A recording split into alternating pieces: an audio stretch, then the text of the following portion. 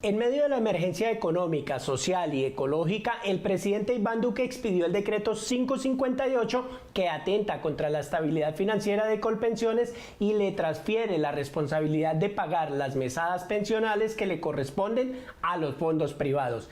Vía decreto empezó la reforma pensional.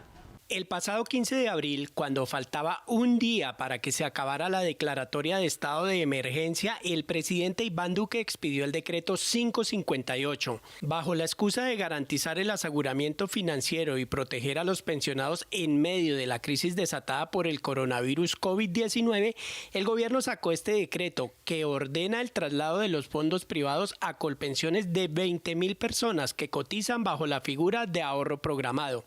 Es decir, que con recursos del Estado se deberán pagar estas pensiones, un salvavidas más para el sector financiero en medio de esta emergencia. Los fondos privados se van a desencartar de unas pensiones, lo que demuestra que este es un sistema inviable porque tiene primero que acudir a fondos de garantía para poder pagar las pensiones y en segundo lugar porque está buscando deshacerse de un costo de unos pensionados pasándolo a el presupuesto general de la nación a través de Colpensiones.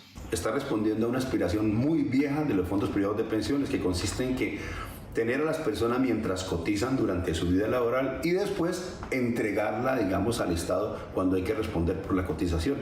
Esa vieja aspiración, horrible además, ha sido, digamos, satisfecha parcialmente ahora mediante una vía decreto.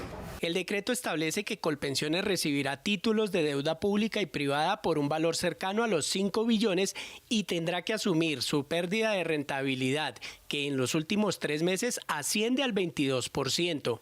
Lo que no dice es si los 5 billones que recibirá el régimen de prima media corresponden al valor de las pensiones de los 20.000 trabajadores que llegarían al fondo común. El gobierno y sus allegados del sector financiero dice que esos 5 billones son suficientes para atender la responsabilidad. Si son suficientes, ¿por qué no lo mantienen en sus propios fondos pensionales? No establece para esas 20.000 personas cuál es el cálculo actuarial de lo que cuestan esas personas.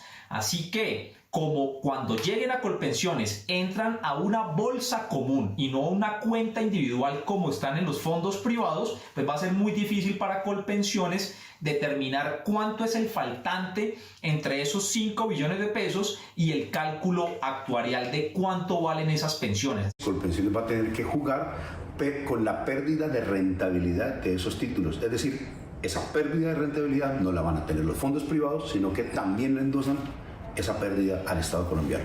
Reducir del 16 al 3% la base de cotización del Sistema General de Pensión es otra medida que implementó el gobierno con este decreto. Lo que no dicen es que ese porcentaje se destinaría para pagar la comisión y los seguros que cobran los fondos privados de pensiones y que los ahorradores estarán obligados a trabajar 2 meses más para poderse pensionar. Pero hay un caso que es aún más delicado y son las personas que en los últimos 3 años no alcancen hasta a esta fecha a tener más de 42 semanas de cotización.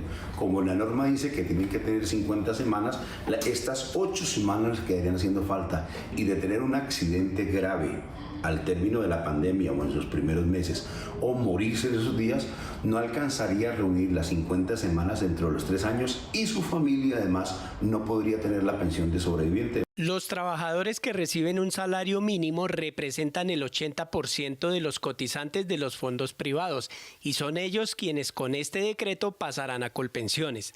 Las AFP tienen 7.6 millones de cotizantes y solo han pensionado a 153.000.